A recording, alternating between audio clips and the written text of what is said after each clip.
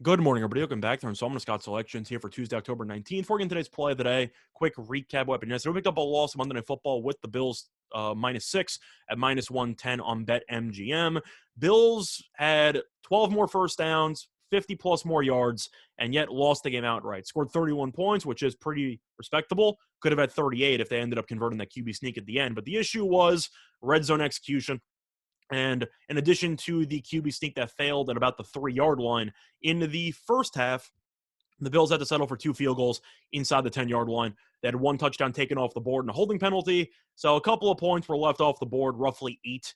And on top of that, the Bills' defense really could not get a stop at all. Tannehill's numbers weren't even good. He had 216 yards. He was sacked 0 times, which shocked me. Tennessee did a good job protecting him.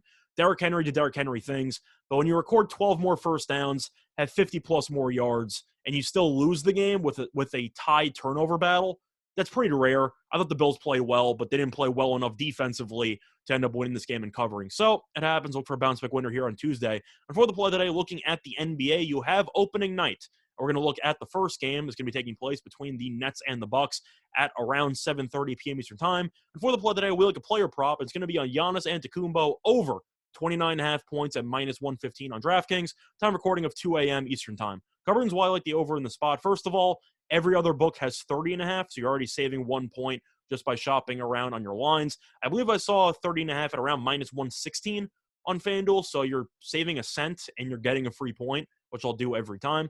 But Giannis against the Nets really looked like prime Shaq last year. No other way to put it. The Nets could not guard him, and Giannis torched this team on the regular. You look at the actual meetings, they faced off against each other 10 times last season, including the playoffs, and Giannis scored at least 30 points in 9 of the 10 meetings. The Nets couldn't guard him with anybody, whether he had the ball in his hands, whether he was a screener. Really, whatever Giannis wanted, he got, and now the Nets will try to find a way to stop him, but I don't think they're going to be able to. Now, looking at what the Nets did this offseason, they made some moves. Of course, Kyrie's not going to be there because of the vaccine stuff, but that doesn't really matter for the sake of this prop because Kyrie is never going to guard Giannis anyway. So focusing on what the Nets did to improve the front court depth, they made some moves. They brought Blake Griffin back. They ended up drafting Sharp out of North Carolina. They also ended up bringing back LaMarcus Aldridge, who ended up retiring midway through last season with a heart issue.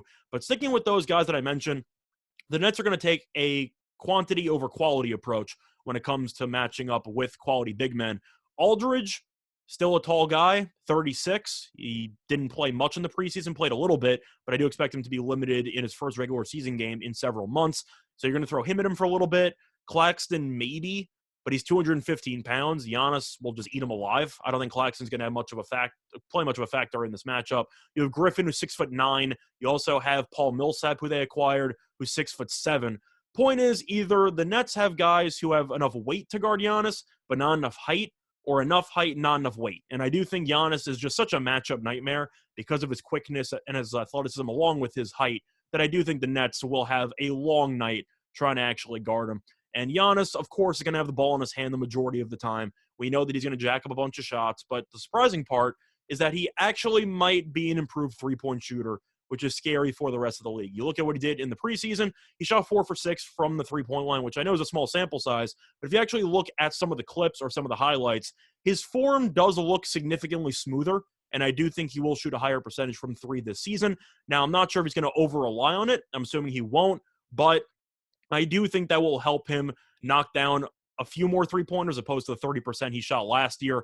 Plus, at the foul line, he did seem to improve as the season went on. We know how well he shot in that NBA Finals clinching game where he dropped 50 points in one of the best performances of all time. But you're looking at the actual total for this matchup is 236, and the Bucks team total is 118.5. So in other words, they're expecting a track meet, and if you think that this game turns into a high-scoring affair in which the Bucks probably score somewhere between 115 to 125 points, then the question is, do you think Giannis is good enough to score at least a fourth of his team's points? I think the answer is yes. I think the answer is obviously yes, and I do think that the Nets will really struggle when it comes to guarding him as a screener, especially if you're going to be using Harden or even Patty Mills, for example, in some of the pick-and-roll switches. Any type of pick and roll, the Nets are basically screwed. I don't think Durant's going to try to guard Giannis because he's going to try to save energy for the offensive end. I think Giannis is just really a matchup nightmare for the Nets. And until I see the Nets actually come up with some game plan to stop him, 29.5 is way too low. because I'm sure a lot of people listening to this might think there's a chance Giannis might score 40 if the Bucks win this game. So the play that I once again here for Tuesday, October 19th, is going to be a Giannis Antetokounmpo over 29.5 points at -115 on DraftKings. Bye, everyone.